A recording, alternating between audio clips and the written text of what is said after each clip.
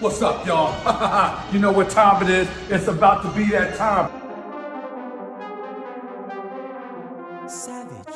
And we're back with more One Piece live action news. The only official announcement that we have gotten recently is that Netflix Geeked Week is going to be June 6th to the 10th, all right? And it has been, retweeted and posted by producers of the series, so we can expect to get some official news then. My hope is a promotional image. Maybe we'll see some of the cast in their costumes. Not holding hopes, that that lofty. Last year for Geeked Week, we had found out that Yoko Kanno, the original composer of Cowboy Bebop, was going to do the Cowboy Bebop series, right? So we could get something at that level. We could see some set images, maybe, I'm hoping. Any news that we get, even some more casting news, is going to be really awesome. What the rest of the video is going to discuss is some of the pictures that have been showing up online, and there have been so many set leaks that I can only imagine that a lot of this stuff is deliberate. If I was involved with the production, why wouldn't I want some leaks to go out as well?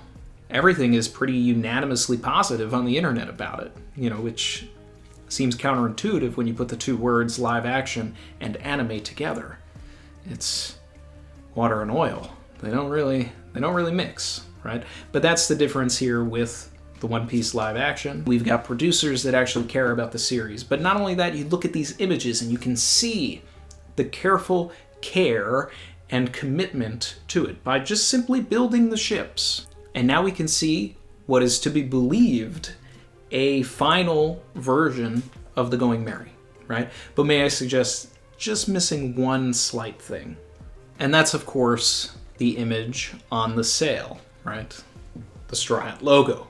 Now, from my background in working on films, it's very obvious to me that there are cameras up there at this particular time in this photo, all right? You would not have all of the carts in front. We've got camera carts there, lens carts, props carts, all carts of different departments there with equipment for an active shoot. All of the cranes around with the scrims to bend and control the lighting, that's not going to be there unless you're shooting. So that's what we've got going on in this particular image. They are shooting on the Going Merry. Since we do not see the sail, my guess would be that this could potentially be the scene where Usopp is drawing the flag. That's one of the first scenes that you would want to shoot, because anything after that is going to have the full sail and all of the accoutrements, the flags, everything like that is going to be on the ship after that point. This is also why it appears to me that everything seems to be very lower focused, right? They don't care about what's going on around them. It's very possible that one of those wooden pallets has a green screen on it. Then they're going to put, the water and the sky in after it. But I think they're aiming down, and I think it is Usopp drawing the flag. But either way, it makes sense for that scene to get finished first. Then it goes on the flag, and then they can use the Going Merry in the rest of the series.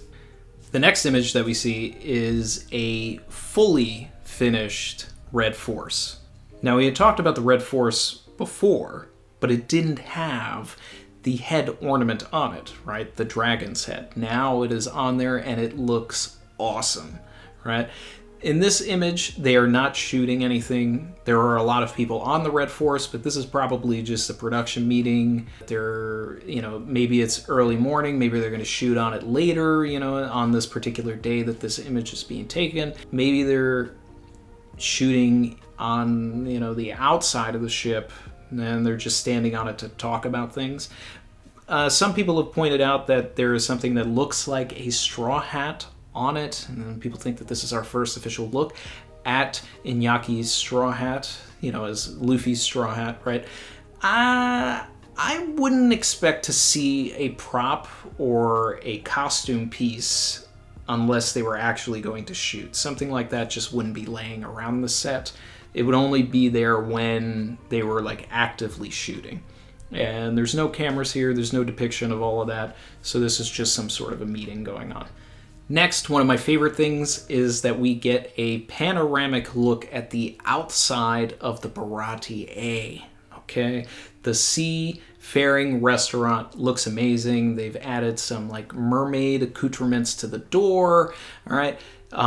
There is a possibility that this is unfinished, right? Because there's no top to it, but that's also something that maybe they'll add in later on. Or maybe it's something that they're deliberately leaving off because Luffy has to shoot a cannonball into it, right? He has to bounce one off. If they're staying one-to-one with everything, that would make sense to me. Now, we've also talked about before how at the particular film studio that they're shooting at in Cape Town, there are several water tanks, right? And I had suggested that when they finally build the Baratie, it will probably be on top of one of these water tanks because it's going to be one of the most complicated things to shoot because so much of it actually takes place in the water, unlike the rest of the series, which is mostly on land, on islands, you know? There are people that are falling into the water, people that are jumping into the water, getting knocked into the water, all throughout Baratie. That makes things a little more difficult.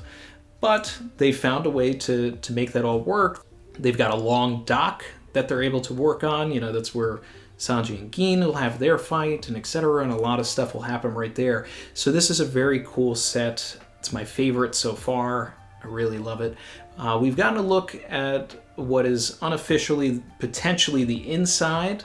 It's very cool. Looks like they've added something in the middle, that they've taken away the steps, but some sort of area where you can look underneath and maybe see some fish. Possibly a good little character moment for, you know, a couple of the actors. Sanji walks up, looks down, you know, says something about it. Maybe he's talking to Nami, Luffy, whatever, and, you know, they see the fish moving underneath. Either way, from a production standpoint, production design standpoint, it's a great element that has been added in. This is not on the opposite side of the front of the Baratie. On the opposite side of the Baratie is probably just a bunch of wood, okay? This is on a sound stage. Anything that's like interior and has a roof and anything like that is going to be like done in a stage so that they can fully control the lighting and all of that. Things that are supposed to be outside, seems like they're really going for a natural light look with most of all of this, and that's really impressive. And it also takes a lot of time. Like, I mean, we go back to that Going Merry photo, right? Not every show does what they're doing there. The cranes, the pallets, the scrims. Like, that's the kind of stuff that I've only seen on, like, movies and television shows with upwards of $100 million for the budget. You know, like, this is intense. Regular TV show is not taking that time. No, they are shooting that day, and they are making it look the way they want it to look. I'm looking at it, and I'm impressed. Next, on Peter Gaudio's Instagram, he had put a story of himself getting scanned by VFX. A couple of people had asked me what this means, what this actually is. This is a pretty standard thing in the industry that's been going on for a number of years now. They do it with objects, they do it with actors, they even do it with extras from time to time if they need to create a crowd scene or create a bunch of duplicates of the actors. So, it's basically a bunch of cameras that are taking a bunch of photos that are scanning them into the computer so that they can move them within a 3D space. When they're doing VFX, it's going to make things like getting rid of Shanks' arm easier, and if he's doing any sort of elaborate fighting, it will impact that as well. Now, he's put a little sticker over his face. This is, of course, to hide the fact that he is likely in full makeup at this particular time, so he would have the scars, and if there's some sort of a red wig that he's wearing, he's likely wearing it there as well. That hasn't been revealed yet. It's not going to get revealed in an Instagram story.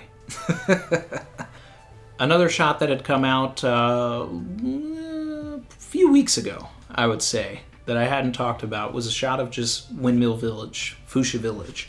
And, you can see the red forest there. You can see it fully put together. It looks great. It's got a very Philippines sort of vibe to it. And I dig it. I dig it. It really gives that sort of like Luffy's starting from the barrel and now we're here sort of vibe. So I like it. So that's going to do it for this month's, however long it takes to get some more news, live action roundup. Hope you guys found this interesting. I get a lot of requests to do these types of videos, but if it's only like one picture or something like that, like unless it's like a huge deal, I'll probably just wait for a couple so I can bang them out. And that's gonna do it, guys. Thanks for hanging out. Comment below your thoughts, what you think about it. And as always, let's keep the positivity going. And I'll catch everybody later. Bye.